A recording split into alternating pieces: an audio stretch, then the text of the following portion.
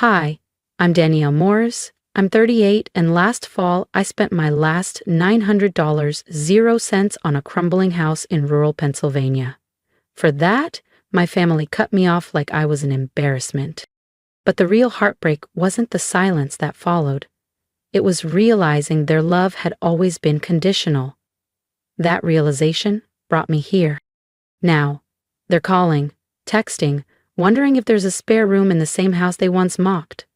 But before we get to that part, where are you listening from? On your porch?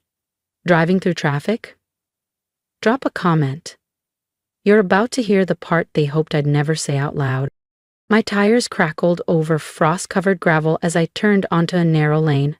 The house was worse than in the listing porch, broken windows and ivy gripping the siding like claws. But it was mine.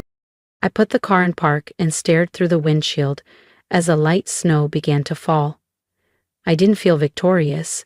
I felt abandoned. Still, I got out, pulled a folding chair from the trunk, one I'd used back when I wrote poetry during lunch breaks. I set it on the frozen earth and sat. The cold bit at my boots, but I wasn't leaving. Not this time. A week earlier, I'd been at my sister Marissa's birthday dinner. My parents went on about her upcoming wellness retreat in Colorado. $12,000? 0 cents to reclaim her feminine power. She deserves this, Mom said, eyeing me. Then Dad added, Danielle, didn't you say you'd wire the funds? I looked up from the overcooked lasagna and said it plainly. I didn't.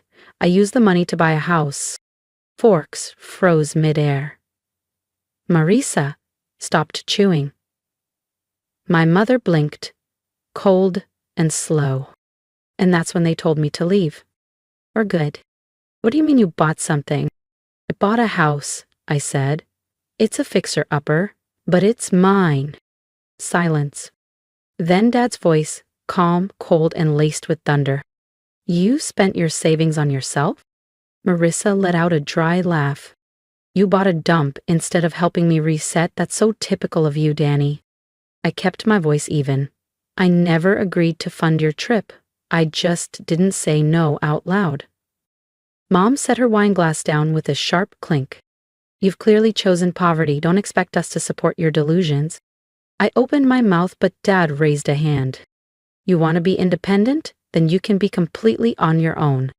The next morning, I was gone from the family group chat. No more brunch invites. No birthday plans. And certainly no Easter.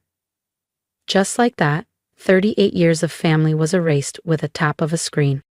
Back in the present, I shifted in the fold-up chair. The gray sky hung heavy overhead. No thunder, no lightning, just that still, crushing kind of pressure that made everything feel like it was ending. My phone buzzed. One new message. From Mom? Do not come to Easter. No love. Mom. I stared at it. My thumb hovered over the delete icon. Then I slipped the phone into my coat pocket like folding away a piece of myself I no longer needed. The house loomed in front of me. Rotting wood, broken porch rails, and vines creeping up the siding.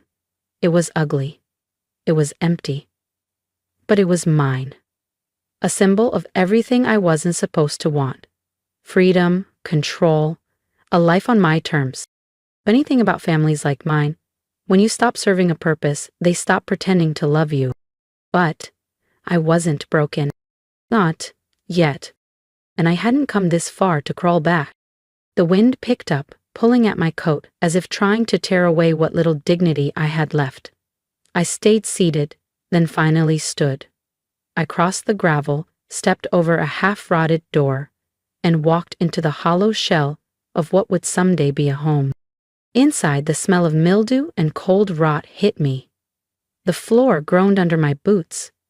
The air slipped through cracked seams I hadn't seen in the photos. I pulled out the one curtain I'd brought, a faded floral scrap from my first apartment in Philly, and tried to hang it over a window using a bent rod and a rusted step stool. It crashed to the floor. Typical, I muttered, rubbing my elbow where it hit the wall. I slumped to the floor and leaned back against chipped paint, breathing slow, steady. Then a memory hit. Out of nowhere. 16. My birthday. Mom brought out a store-bought cake with neon pink frosting. My name was misspelled. Happy birthday, Danielle. No. Marissa had helped decorate.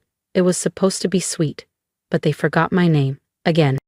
She got a used Jeep that year. I got frosting-stained paper plates and a promise, maybe next year.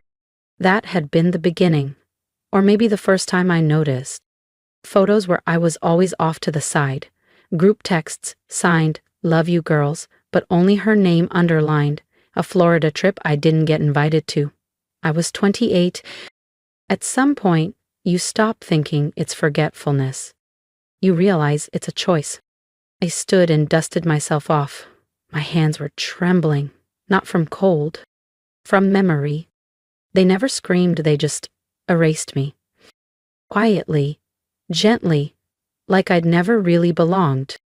But I was still here, and I wasn't going anywhere. Just a box of donated tools and an unopened can of paint. That's all I had left to work with. I stared at them and whispered, maybe they didn't forget me. Maybe they just chose not to see me. My phone vibrated again. For a second, I braced myself for another cold swipe from Mom. A final digital deletion. But it wasn't her, it was Aunt Lydia. Hey, baby. Her voice crackled through the speaker, warm and rough like gravel under a rocking chair. I just wanted to check in. I could hear her worry before she said it. I saw you're not in the family group chat anymore. I laughed quietly, bitterly. Isn't that something? Digitally exiled. She paused. I want to tell you something, and I need you to hear me. You were never the problem. You just weren't Marissa. That was your only crime. I leaned my head against the cold fridge door. It still hurts. I know it does, baby, she said gently. But listen, when they need something, they'll come back around. They always do. Just don't forget what this felt like. Don't you dare forget. Her voice cracked on that last line. Not from anger, from exhaustion. I didn't know it then, but she was right. They would come back, and they'd want more than forgiveness. The wind had finally settled outside. Dusk filtered through the broken kitchen window like soot.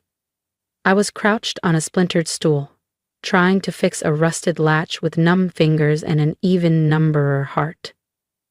That's when my phone buzzed again. One voicemail from Mom. No preview. Just her name hanging on the screen like a shadow. I didn't move for a while. Finally, I pressed play. Danielle, sweetheart. Her voice was syrupy sweet, the kind she used with church women and school fundraisers. So soft, so measured, so fake. I've been thinking about you. I know things got tense, but you have to understand, Marissa's been under so much stress. Planning this retreat hasn't been easy. You know how sensitive she is. There it was. Sensitive. Like Marissa was made of silk, and I was made of sandpaper. I just wish you'd considered how hard this year's been for her. And I know you mean well, but your timing, well, it's always been a little off.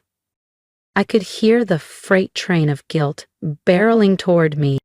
She really looked up to you, you know, that's why she reacted so strongly. And your father, he didn't mean what he said, he was hurt. Then the finale. You've always been the strong one, the bigger person. There it was, again, the muzzle dressed as a compliment, be the bigger person, so they never had to be accountable.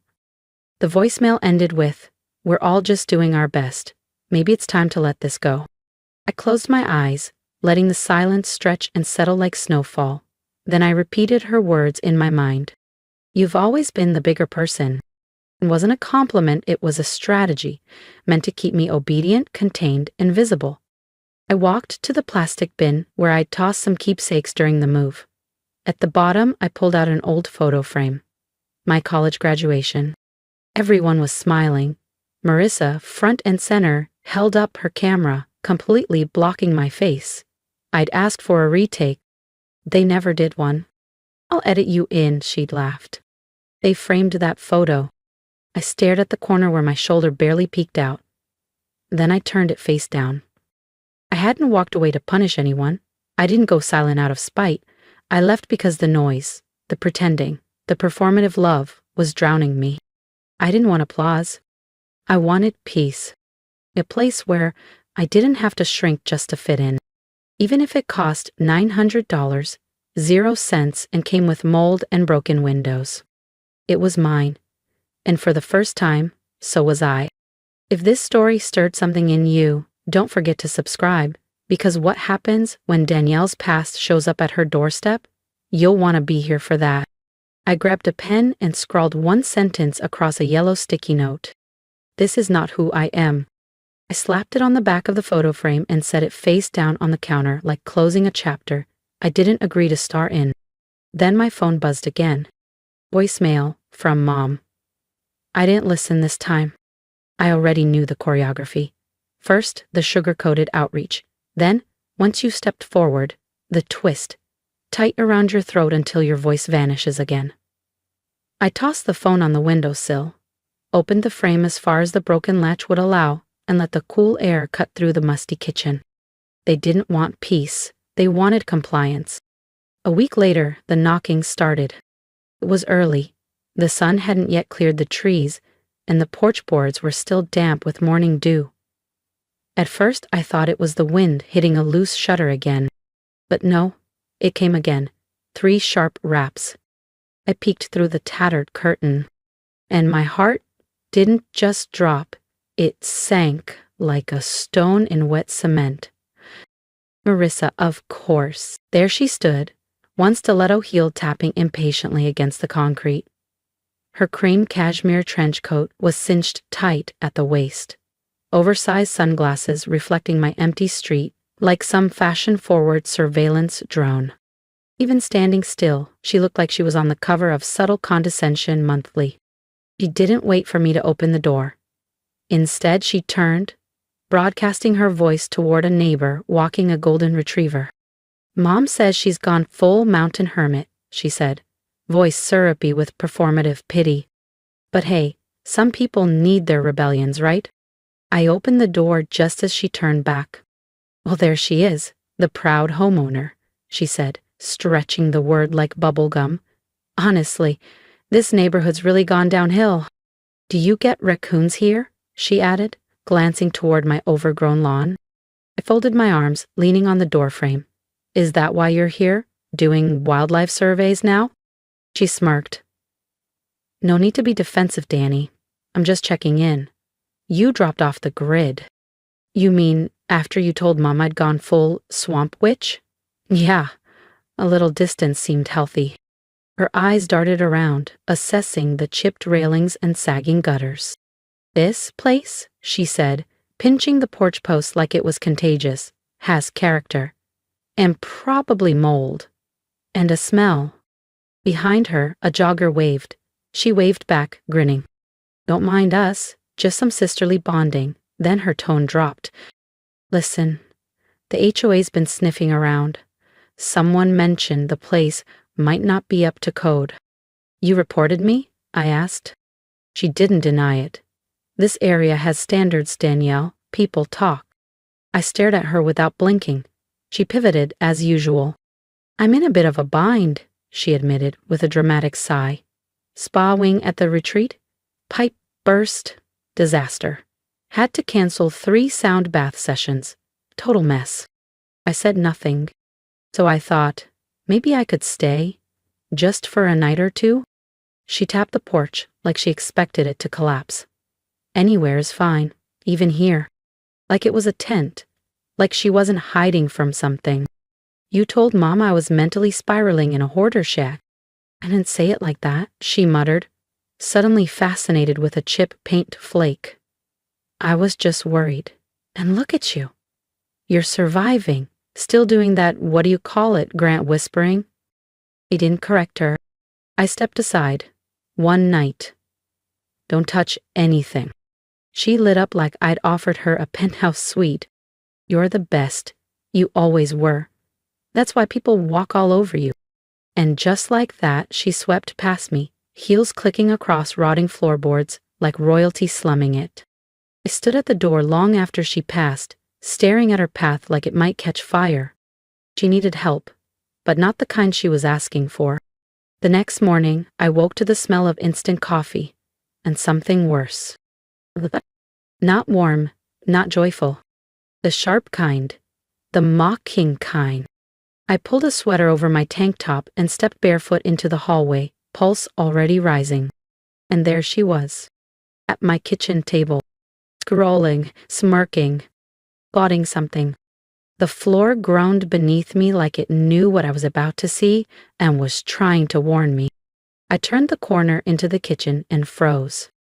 There, by the drafty window, stood a glowing ring light, casting its cold, sterile halo across my chipped countertops. My dinted kettle had been shoved aside, replaced by carefully arranged oat milk cartons, granola bars, and a lavender candle I'd never owned. And in the middle of it all, Mariska, full face of makeup, glossy lips, hair curled just so, smiling sweetly into her phone like she was anchoring Good Morning America. Only this wasn't a studio. This was my kitchen, my survival. Say hi to my angels, she cooed into her live stream. We're doing something really meaningful today. I wanted to show you guys where my sister, bless her heart, has been living. She panned across the cracked tile, the sagging floor, the mismatched chairs I found at a salvage auction. It's a bit of a fixer, she said cheerfully, but we love a transformation, don't we? And she kicked the broken fridge. This baby hasn't worked since Y2K. A high-pitched laugh. Honestly, it's giving generational trauma. From across the room, I could hear the chimes of comments flooding in. Oh my God, she read aloud. Someone just asked if this was a shelter. She laughed again, then said, No, sweetie, it's my sister's house. I know. It's tragic. I stepped forward silently. She didn't notice me right away. Another comment popped up. Is that really your sister? She looks like a squatter. Without missing a beat, Marissa turned the phone slightly toward me. Yup, she said, smirking. That's her, slippers and all. It's giving Great Depression chic. And something in me finally snapped. I walked over calmly and ripped the phone off the tripod. The sound of the suction cup releasing echoed through the room, louder than her gasp. Hey, what are you doing? She shrieked. I stared at her, level. You want content? Here's your headline. Get out before I give them the real story. She lunged for her phone, but I held it out of reach. You don't get to weaponize my life for likes, not anymore. The shift was instant. The victim mask slid on like a second skin, voice trembling, eyes glistening. I was just trying to help, she whispered. I thought people could donate. It was for you. You mocked me. You made my pain a spectacle. You turned my house into a punchline. I handed the phone back like it was contaminated. You can go now. She sniffed, gathered her purse and makeup bag, then paused in the doorway, just long enough to perform for her unseen audience. This is what I get, she said, loud and breathy, for trying to be a good sister. The door slammed behind her. The ring light hummed faintly. I leaned back against the wall, my hands shaking, not with fear, but with fury. And freedom. They didn't get to narrate my life anymore. By evening, the storm had passed.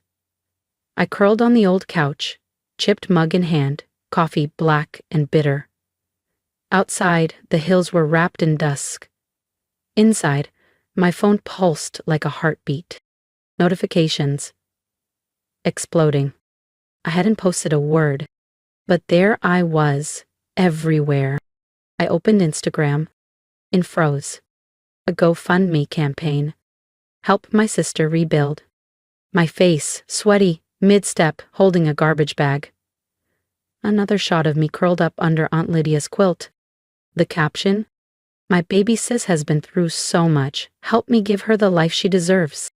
Raised $18,340.00. Recipient, Marisa Veli. Withdrawal account, Marissa's business PayPal. My blood went cold. I scrolled. Another post. Leaving the toxicity behind. A soft filtered video of her driving away. Piano music in the background. I stood up, pacing the tiny living room like a caged animal. My hand clenched around the phone. The comments were gushing. "You're an angel. The world needs more sisters like you. I sent $50, 0 cents. Hope she gets back on her feet." I slammed my mug on the table. It cracked. She had monetized me, my struggle, my dignity, and hadn't said a word. No call, no warning, not even a text. I opened our last messages. Nothing. I tried to report the campaign. The platform replied, "This campaign does not violate our community guidelines." Of course it didn't, because Marissa knew exactly how to game the system, and I wasn't going to let her win. Frame it just right, say just enough, let people assume the rest. That was always Marissa's way. A new story had just gone live. Some people just want to stay mad. I'm doing what I can. Haters gonna hate. I stared at those words until they blurred, then swiped back to the image. The one where I was kneeling on the porch in worn slippers, dragging garbage bags across chipped concrete. She had laughed, Great Depression chic. The door creaked with the mountain breeze. Inside it was quiet, too quiet. It felt like a ghost haunting the life I'd built. Then a notification slid across my screen. Message request from @legal_LC_co. "Hey, I saw the GoFundMe. You didn't authorize that, did you?" I blinked. "I'm a paralegal, Colorado bar certified. This looks like civil exploitation, possibly wire fraud depending on how the funds were presented. Want to talk receipts?" I sat down slowly, eyes locked on the message. My heart didn't race, but steadied. Someone else saw it, not just the mockery, but the strategy behind it. The way Marissa had built a narrative and fed it to the world like charity-flavored candy. I typed one word. "Yes." She responded immediately. "Cool. Start with screen recordings. Capture timestamps. Don't confront her publicly. Yet. Trust me." For the first time in weeks, I felt a flicker of something that had been missing. Power. Not a tidal wave, just a pilot light. But it was mine. I flipped my phone to Do Not Disturb and got to work, documenting, organizing, screen capturing, every swipe, every smirk, every dollar. Not just to defend myself, but to dismantle the game she'd built, with me as the bait. The morning before Marissa's big healing stream live stream, the house felt still, clear. Mountain air swept through the cracked windows while I sat at the kitchen table, phone buzzing, laptop glowing. 2 weeks ago, I would have been pacing. Now, I was ready. Elsie's face lit up Zoom, framed by scattered legal pads and the last half-inch of coffee in a mug that read, "Contracts are my cardio." We reviewed the final cease and desist letter, her voice calm even when mine wavered. "Breathe, Danielle," she said gently. "The paperwork does the talking now." I leaned back, watching the clock count down to Marissa's live stream. The raw, unfiltered tell-all she'd hyped for days. Her first big public move since the GoFundMe windfall. It would have been laughable if it weren't so calculated. 10 minutes before her broadcast went live, Elsie's courier confirmed. The envelope was delivered, exactly as planned. The screen flickered. There she was, Marissa Vale, bathed in soft lighting, framed in houseplants and salt lamps, her hair curled like sincerity itself. "Hi, beautiful souls," she said, voice silky. "Thank you for being here today. I know there's been some noise, but we're about positivity." I watched, unmoving. She wove her narrative like always, how she was just trying to help, how some people react with pain instead of gratitude. Then it happened.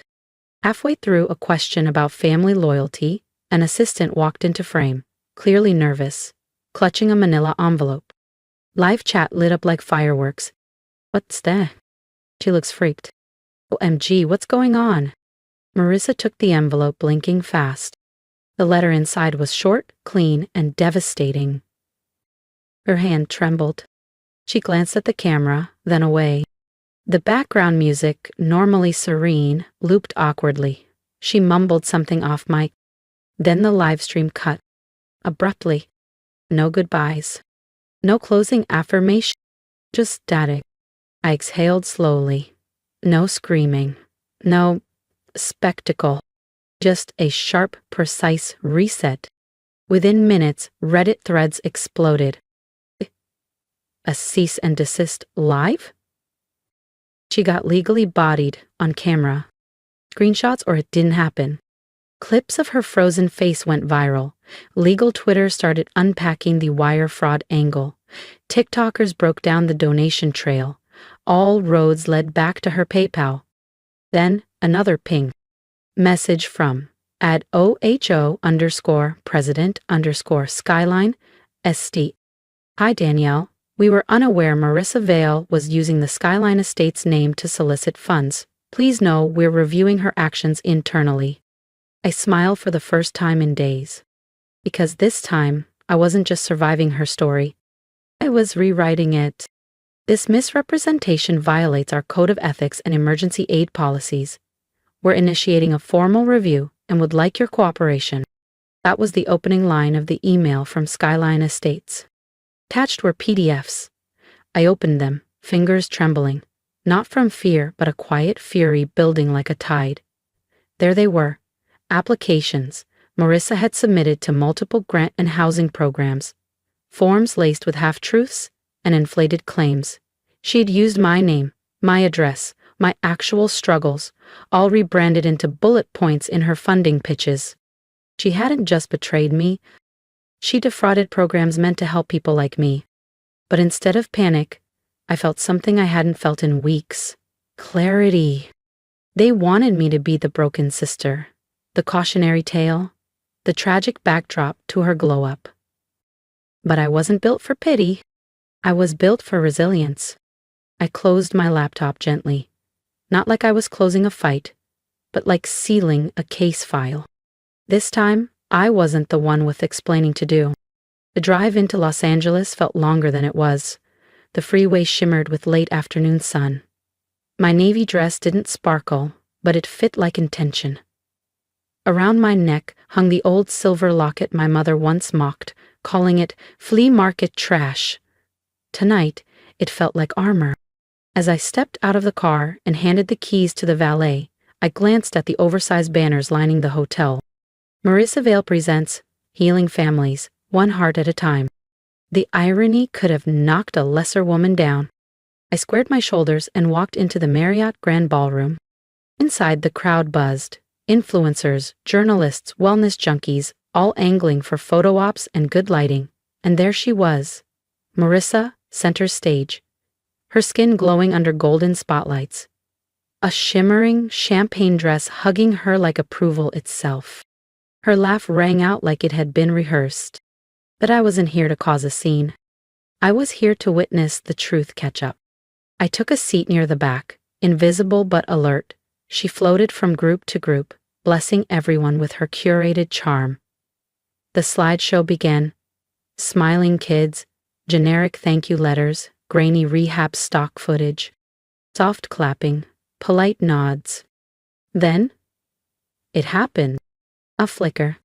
The next slide was not hers. A text message projected in massive font. Let her rot in that dump. I gave them the GoFundMe link for PR. Cry for me, baby. Gasps, phones lifted, a hum of murmurs swelled. Another slide. She's good for sympathy points. Keep the camera angles low, show the cracks. Then, chaos. The letter air. Rot leaks. Marissa exposed. Fake healing. Hashtags sprouted like weeds across live feeds.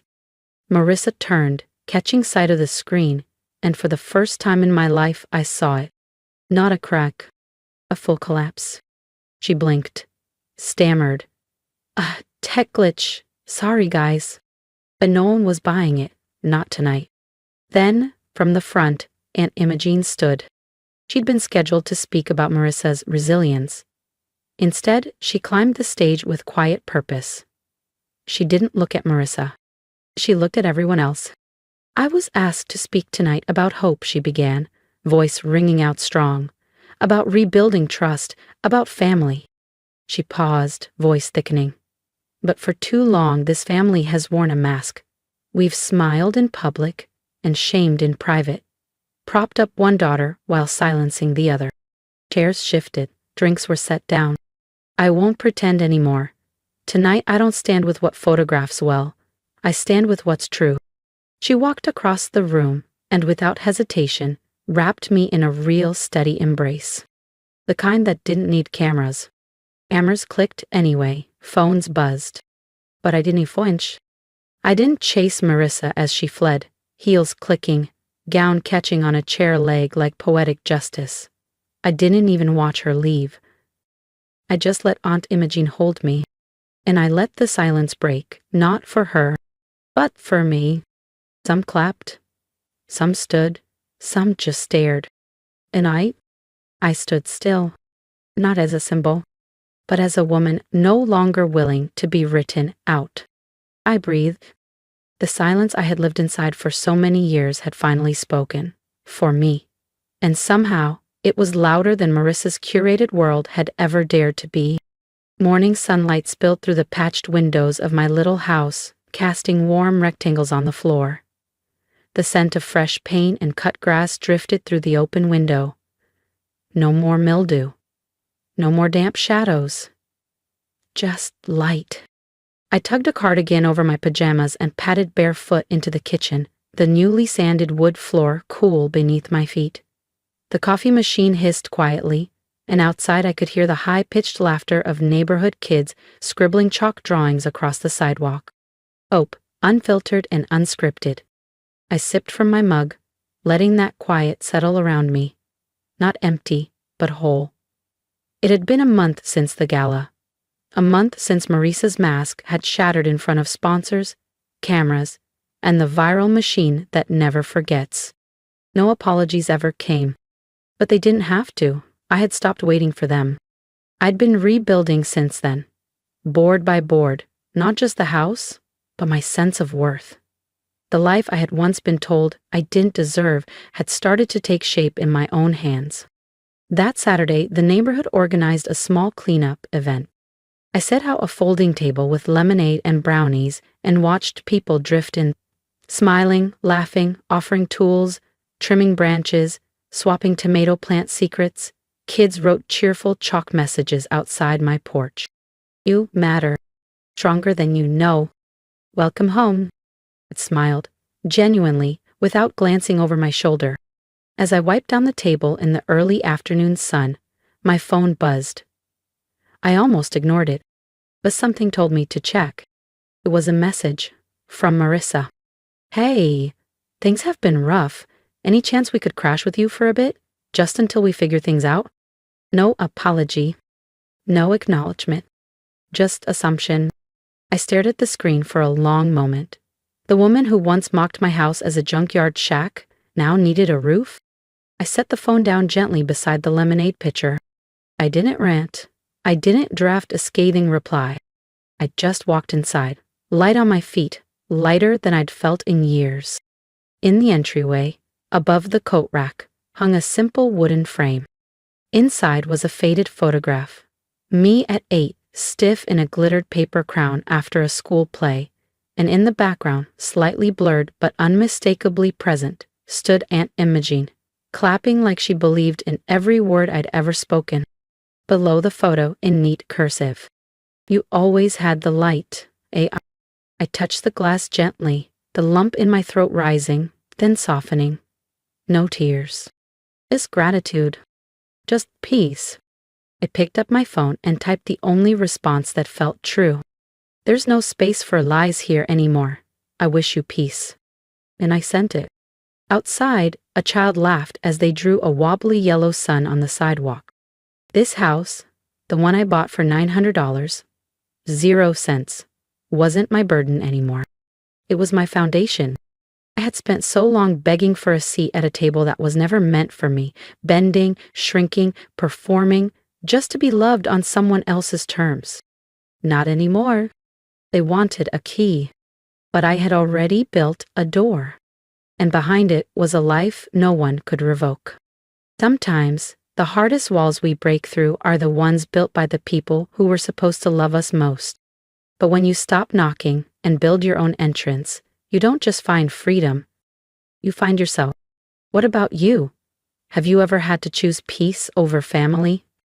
Share your story below. I read every comment. And if you love powerful, true family drama stories like this, don't forget to subscribe for more. Your voice matters here.